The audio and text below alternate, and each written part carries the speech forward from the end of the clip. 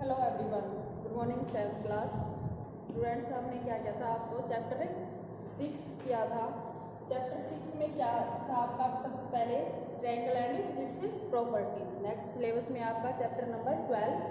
Chapter name क्या है, algebraic expression.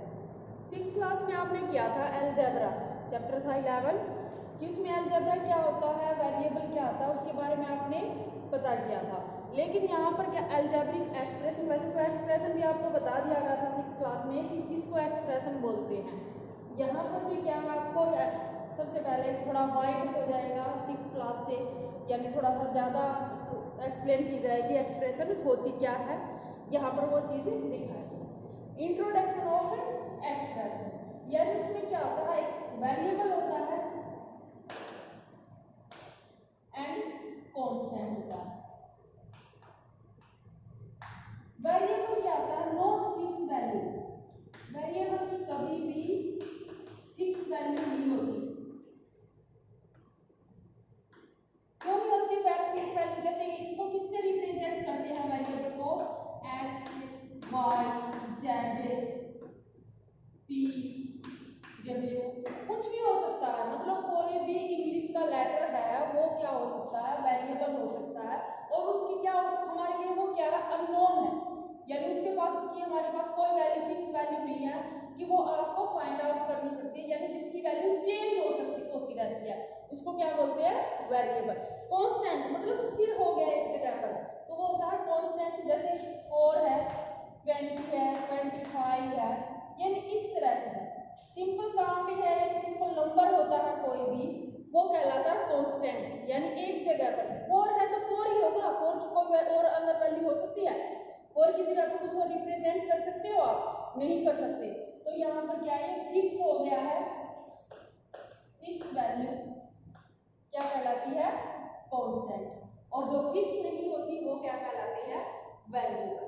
यही चीज हमने क्या पढ़ना है इसमें, एक्सप्रेशन में होता है कि जो जहाँ पर वेरिएबल भी हो और कांस्टेंट भी हो, और उसमें क्या कहलाता है कि कोई भी ऑपरेशन हो। ऑपरेशन बताया आपको, ऑपरेशन क्या होते हैं, मैंने आपको पहले भी बताया था 6th क्लास में भी कि ऑपरेशन यानी प्लस एडिशन बोलते हैं, माइनस, मल्टीप्लिकेशन एंड डिवीजन, सब क्या कहलाते हैं, ये ऑपरेशन कहलाते हैं। इनको क्या बोलते हैं, ये 4 मैथ में क्या होते हैं, ये 4 ही ऑपरेशन होते हैं और इन्हीं ऑपरेशन से ही क्वेश्चन आगे बढ़ते चले जाते हैं। ये ऑपरेशन जरूर मिलता है आप किसी भी, यानी कोई भी क्या होता है, मैथ का रूप बदल जाता है, उसके चैप्टर नेम बदल जाते हैं, लेकिन उसमें क्या होते हैं, हमेशा ये 4 ऑपरेशन चलते हैं, plus, minus, multiply and division. यहाँ पर भी यही है, अगर वेरिएबल के साथ कांस्टेंट यानी कोई भी कांस्टेंट है या कोई अदर दूसरे है वेरिएबल है, अगर उसके बीच में कोई ऑपरेशन है तो वो क्या कहलाएगी, अलजेब्रिक एक्सप्रेशन कहलाएगी। लाइक यहाँ पर एग्जाम्पल देखो, यहाँ पर कि वेरिएबल भी है और वहां पर कांस्टेंट भी है। इसमें यहाँ पे लिखा हुआ x प्लस 3, अगर यहाँ पर खाली ऐसे लिखा होता x या 3, ये क्या है, अलजेब्रिक एक्सप्रेशन नहीं है जब तक इसके बीच में कोई ऑपरेशन नहीं किया जाएगा, चाहे वो मल्टीप्लिकेशन का करो, चाहे वो डिवीजन का करो, या एडिशन या मल्टीप्लिकेशन, कोई भी फ्रैक्शन का, तो आपको जो कोई भी ऑपरेशन अप्लाई हो जाएगा तो वो क्या बन जाएगी, एक्सप्रेशन। लेकिन अगर इसको ऐसे कर दिया जाए x प्लस 3, तो ये क्या बन गई, एक्सप्रेशन बन गई। याद रखना, यानी जब तक उसके कोई भी ऑपरेशन अप्लाई नहीं होगा तो वो क्या होगी, एक्सप्रेशन नहीं कहलाएगी। कहीं ये सोचना आप कि 4y², यानी 4 को भी तो किसके साथ, यहाँ सोचना कि प्लस माइनस तो है नहीं कोई भी, लेकिन प्लस माइनस नहीं है, लेकिन जो 4 है वो तो y के साथ मल्टीप्लाई, और मल्टीप्लिकेशन भी क्या होता है, ऑपरेशन होता है, यानी यहाँ पर ऑपरेशन लगा हुआ है, तो वो क्या कहलाएगी, एक्सप्रेशन। फिर क्या है, एक्सप्रेशन के क्या होते हैं, पार्ट होते हैं अलग अलग कि कैसे एक्सप्रेशन में क्या क्या चीजें होती हैं। उसके लिए आपको क्या करना होगा, जैसे कोई भी एक्सप्रेशन दे दिया आपको और उसे ये बोल दिया जाए कि फाइंड आउट ट्रम, कि जैसे कोई एग्जांपल है 4x प्लस 5, यानी ये क्या है, एक एक्सप्रेशन है और इसमें आपको टर्म फाइंड आउट करनी है। अगर वेरिएबल की टर्म आउट फाइंड करनी है तो क्या कहलाए, क्या होगी, 4x। 4x क्या है, ये एक टर्म। अगर वेरिएबल की बोली, अगर बिना वेरिएबल की बोली जाए तो 4x से, जैसे ये y 5 है, ये सारी क्या बन गई आपके पास टर्म बन गई। और कोई भी टर्म क्या, यानी इसके साथ कोई भी ऑपरेशन किया गया है अलग अलग बीच में, जैसे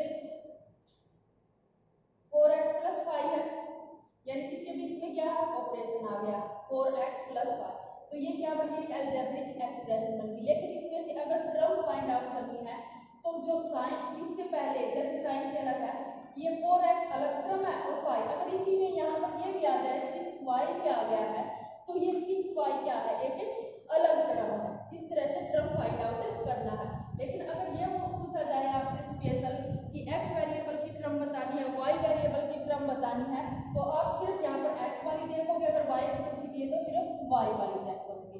और विदाउट कांस्टेंट पूछी गई है तो वहां पर अगर आप देखोगे कि इस टर्म में क्या है, एक्सप्रेशन में कि कोई कांस्टेंट नहीं है, तो वहां पर क्या कहलाएगी, वो वेरिएबल एक्सप्रेशन कहलाएगी। इस तरह से यानी आपने क्या करना, जो अलग अलग ऑपरेशन के बाद जो भी प्लस या माइनस हुआ है वो क्या है, वो आपकी अलग अलग, यानी जैसे यहाँ प्लस हो गया या 6 हो गया, ऐसे -3 YZ या YX भी कर सकते हैं।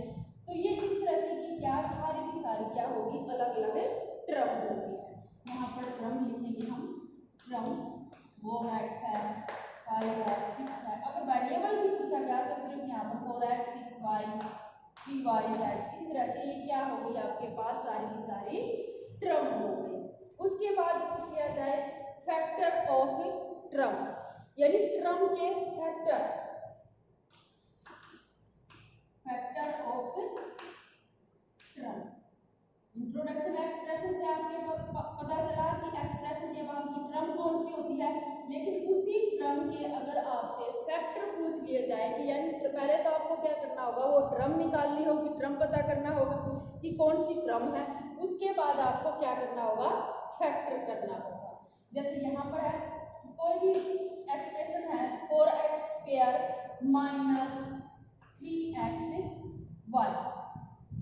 क्लियर है, ये कोई अलजेब्रिक एक्सप्रेशन है और इसमें आपको बोल दिया गया कि find the factor of term. तो सबसे पहले तो आपने क्या करोगे, इसके टर्म बताओगे कि कौन, ये अलग अलग टर्म हो गई, तो यहाँ से ये एक एक्सप्रेशन हो गई, इसके क्या होगी, 2 पार्ट कर दो आप इस तरह से, यानी ये टर्म कर दिया आपने 4x², यहाँ पर टर्म लिख दो कि टर्म है 4x² और यहाँ पर लिख दोगे आप -3xy, यानी इस तरह से क्या होगी, ये दोनों हमने जो यहाँ अलग कर दिया और इसको अलग कर दिया, तो दोनों अलग अलग क्या होगी आपके पास टर्म होगी। अब आपको इसका फैक्टर करनी है नेक्स्ट स्टेप में कि फैक्टर देखो, यहाँ पर 4 है कांस्टेंट जो इसके साथ मल्टीप्लाई किया गया, फिर है x², यानी x² का मीनिंग क्या है, x को 2 टाइम, जितनी उसके ऊपर पावर होती है इसको बोलते हैं x⁻², यानी यहाँ पर 2 भी बोलते हैं, लेकिन यहाँ आपको पता है जब 2 पावर होती है उसको हमेशा वो ऐसे बोलते हैं, स्क्वायर फॉर्म में बोल देते हैं, और 3 पावर होती है उसको क्यूब में बोल देते हैं। तो नहीं तो ये बोला जाता है x⁻², x⁻, अगर 4 हो तो x⁻⁴, x⁻⁵, यानी इस तरह से इसको बोलने का तरीका होता है।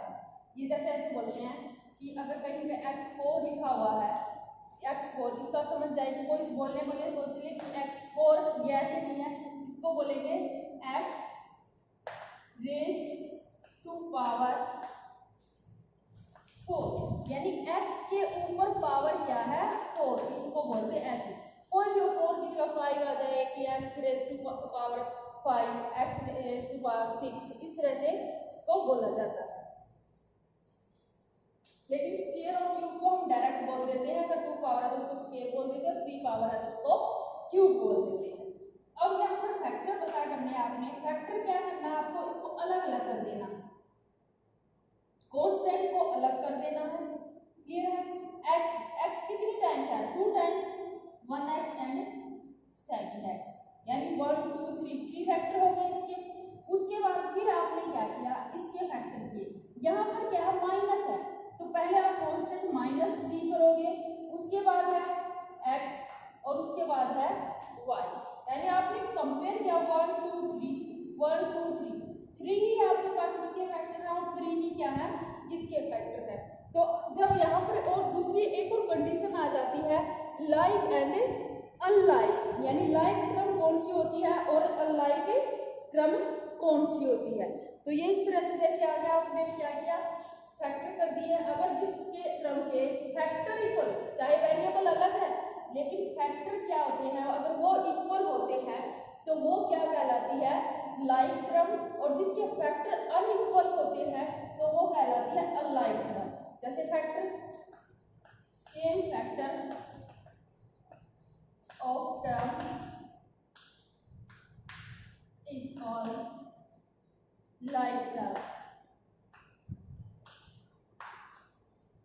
यानी जब दोनों के दोनों, जैसे यहाँ पर दो टर्म थी 4x² -3x, टू टर्म्स है, टू टर्म्स के दो क्या है, आपने फैक्टर कर दिए, 1 2 3 काउंट किया और इसको भी काउंट किया। से वेरिएबल अलग अलग हो सकते हैं, कांस्टेंट अलग अलग हो सकता है, सिर्फ फैक्टर चेक करने हैं आपको। अगर वो अलग अलग है तो वो अनलाइक है, अगर वो सेम आते हैं काउंटिंग में तो वो क्या है, लाइक है। अदरवाइज अगर क्या होते हैं, फैक्टर डिफरेंट होते हैं तो वो अनलाइक टर्म होती है। ये था आपके पास यानी इंट्रोडक्शन ऑफ अलजेब्रिक एक्सप्रेशन, यानी उसमें क्या क्या होता है, वेरिएबल होता है, कांस्टेंट होता है और उनके बीच में क्या होता है, साइन होता है, ऑपरेशन होता है, चाहे वो ऑपरेशन कुछ भी हो, plus minus multiplication and division.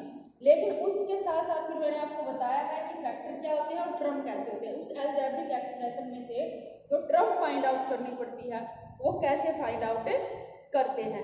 उसके बाद आता है कोफिशिएंट्स। कोफिशिएंट क्या होता है,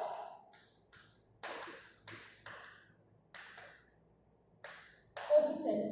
अब आपके पास कोई भी अलजेब्रिक एक्सप्रेशन दे दी और उसको बोल दिया जाए कि ये इस तरह से है, कि जैसे 3x² y प्लस 2y, यहाँ पर बोल दिया जाए कि कोफिशिएंट, यानी किसी भी वेरिएबल, जो वेरिएबल वाले क्या होती है, टर्म होती है, उसके साथ कोई भी कांस्टेंट, ये वेरिएबल है, ये टर्म है, पहले तो क्या किया आपने, इसको अलग अलग कर दिया, ये भी आपके पास यहाँ पर आपने फाइंड आउट किया 3x² y एक टर्म है और 2y क्या है आपके पास एक टर्म है। अब उस टर्म के बाद अगर फैक्टर पूछे जाए तो आप क्या करोगे, इनके फैक्टर करोगे। फैक्टर कैसे हो गया, 3x या मल्टीप्लाई भी कर, इसका साइन कर सकते हो, x मल्टीप्लाई y, ये हो गए इस टर्म के फैक्टर।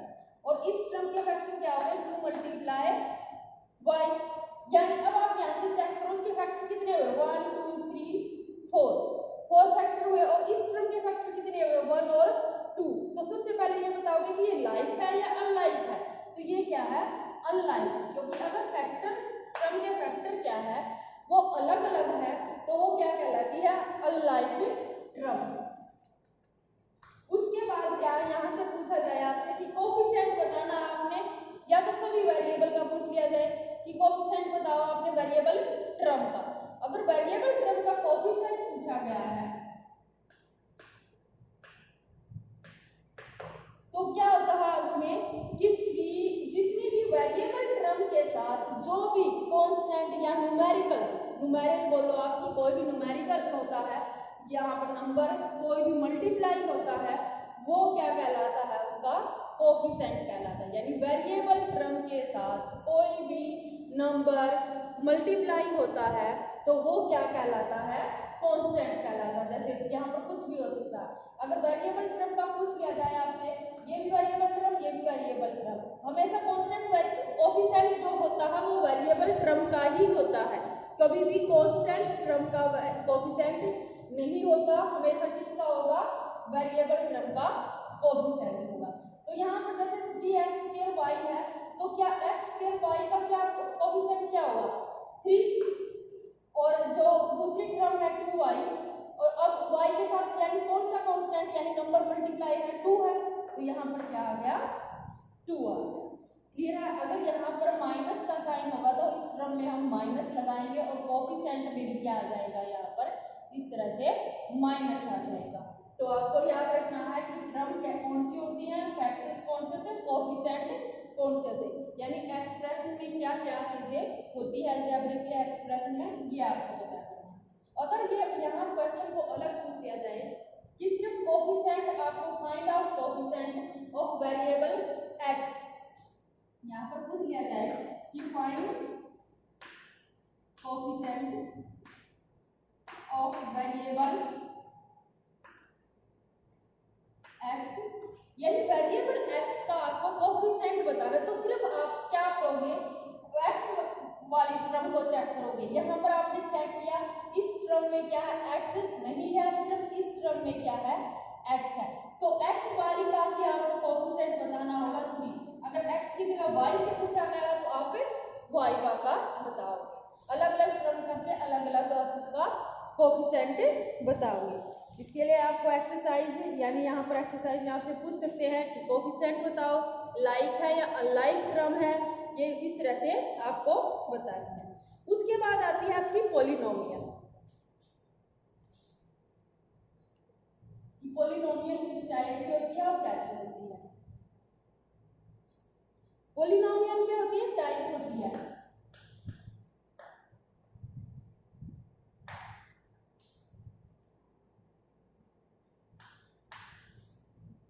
अब यानी पॉलिनोमियल आपको क्या करना है कि कैसे होती है पॉलिनोमियल, जैसे एक्सप्रेशन बताया है तो वहां पर क्या होगी, पॉलिनोमियल।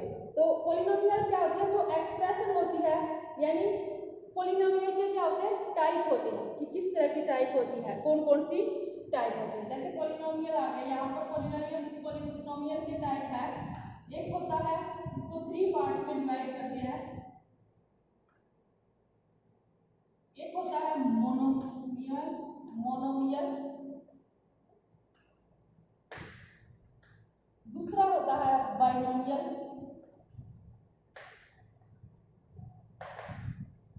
और तीसरा होता है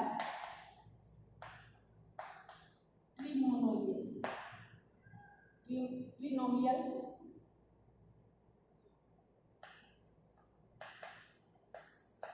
यानी यहाँ पर क्या टर्म होती है, जो वो टर्म किसी भी अलजेब्रिक यानी एक्सप्रेशन में, जैसे आपके पास कोई अलजेब्रिक एक्सप्रेशन लिख देते हैं और उस एक्सप्रेशन में आप टर्म को चेक करते हो, किसको चेक करते हो, टर्म को चेक करते हो, तो वो टर्म काउंट करोगे आप, यानी उसमें कितनी टर्म है। जैसे कोई ऐसे लिखा हुआ है 7xy, ये क्या है, एक अलजेब्रिक एक्सप्रेशन। ये मत सोचना कि इसमें प्लस माइनस तो है नहीं, लेकिन ये एक अलजेब्रिक क्या है, एक्सप्रेशन है, क्योंकि मल्टीप्लिकेशन ऑपरेशन, 4 ऑपरेशन बताए थे आपको, 4 ऑपरेशन में से कोई भी ऑपरेशन हो, जैसे 7xy, यानी 7 किसके साथ मल्टीप्लाई किया गया, x और y इनके साथ मल्टीप्लाई किया गया, तो यानी ये क्या हो रहा है, ये एक अलजेब्रिक एक्सप्रेशन है। सिर्फ इतना दे दिया तो ये क्या कहलाएगी, मोनोमियल्स पॉलिनोमियल, यानी जिस टर्म में, जिस एक्सप्रेशन में सिर्फ 1 टर्म है, सिर्फ इसमें क्या आता है, 1 टर्म। मोनोमियल में क्या आता है, 1 टर्म। बाइनोमियल में क्या होता है, 2 टर्म होती है। बाइनोमियल में क्या होता है, 2 टर्म। जैसे कोई भी ऐसे इस तरह से है x plus Y, x minus 5, यानी क्या हो, बाइनोमियल में क्या होती है, 2 टर्म। अगर जिसमें 2 टर्म है तो वो क्या कहलाएगी, बाइनोमियल्स पॉलिनोमियल। उसके बाद है ट्रिमोनियल्स। ट्रिमोनियल्स नाम ही 3 हो गया, जैसे यहाँ से देखो पता चल रहा है, यानी जिस एक्सप्रेशन में 3 क्या होंगी, टर्म होगी, वो क्या कहलाएगी आपके पास, यानी जैसे यहाँ पर कोई एग्जांपल लिख दिया 3x² प्लस 5y प्लस 2, इस तरह से 1 2 3 कितनी टर्म होगी यहाँ पर, 3, यानी जब उसमें 3 टर्म होती है वो क्या कहलाएगी, ट्रिमोनियल्स। पॉलिनोमियल्स दे दिया आपको कोई भी, और उस पॉलिनोमियल्स में आपको पूछ लिया जाता है कि मोनोमियल्स है या बाइनोमियल्स है या ट्रिनोमियल्स है, तो वो आपको फाइंड आउट करनी होगी।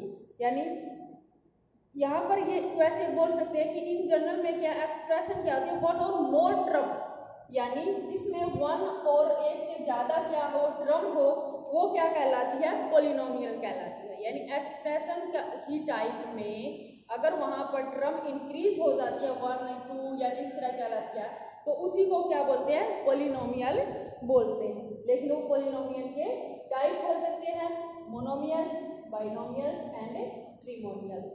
मोनोमियल्स में क्या कि ओनली वन टर्म, बाइनोमियल्स में 2 टर्म्स एंड ट्रिमोनियल्स में 3 टर्म, इस तरह। लेकिन जिसमें क्या हो, इनसे भी ज़्यादा हो, यानी ट्रिमोनियल्स से भी ज़्यादा, यानी 4 भी हो, जैसे आपको कोई ऐसे इस तरह का एग्जाम्पल दे दिया, x² + 4xy + 6xy + 2।